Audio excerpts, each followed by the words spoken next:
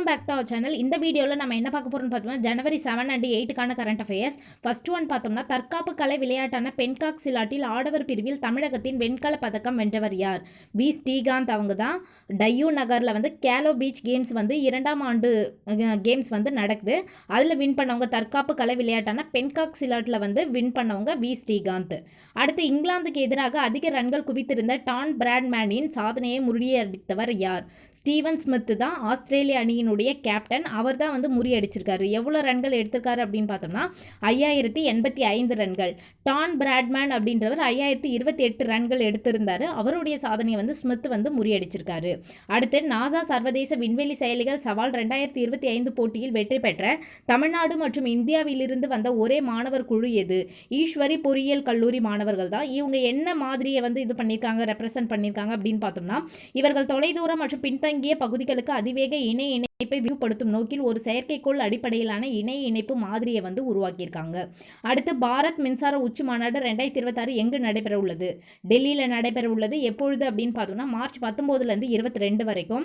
இதனுடைய தீம் என்ன அப்படின்னு பார்த்தோம்னா மின்மயமாக்கல், வளர்ச்சி, நிலைத்தன்மையை மேம்படுத்துதல், உலக அளவில் இணைத்தல். அதுதான் வந்து பாரத் மின்சார உச்சி மாநாடு 2026க்கான தீம். அடுத்து பார்த்தோம்னா இந்திய தடகள விளையாட்டு போட்டிகளிலிருந்து ஓய்வு பெறுவதாக அறிவித்தவர் யார்? ஜின்சன் ஜாக்சன் அவங்க தான் வந்து தடகள விளையாட்டு போட்டிகளிலிருந்து ஓய்வு பெறுவதாக அறிவிச்சிருக்காங்க. பெண்களுக்கு பாதுகாப்பு மற்றும் சிறந்த சூழல் உள்ள இடங்களின் பட்டியலில் முதலிடம் பிடித்துள்ள நகரம் எது?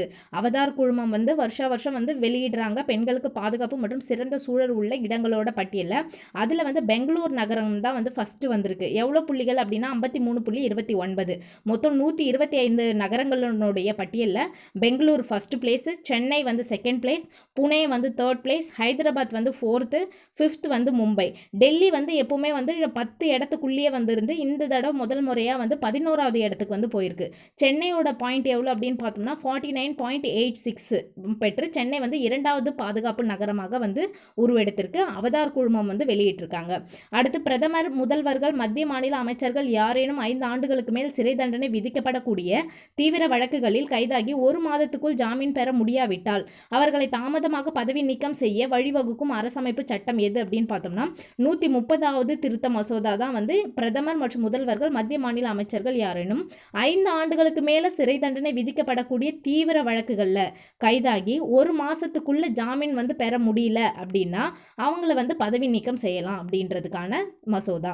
அடுத்து 2025-26 நிதியாண்டில் நாட்டின் பொருளாதார வளர்ச்சி எத்தனை சதவீதமாக இருக்கும் என மத்திய புள்ளியியல் துறை அமைச்சகம் கணித்துள்ளது? 7.4% இருக்கும் அப்படின்ட்டு மத்திய புள்ளியியல் துறை அமைச்சகம் கணித்திருக்காங்க. அடுத்து உலகின் மிகப்பெரிய தீவு எது? கிரீன்லாந்து தான் வந்து உலகினுடைய மிகப்பெரிய தீவு. அது வந்து என்னென்ன இதுலாம் ஸ்பெசிஃபிகேஷன்ஸ்லாம் இருக்குது அப்படின்னு பார்த்தோம்னா கனிம வளங்கள் அதிகமாக உள்ளது.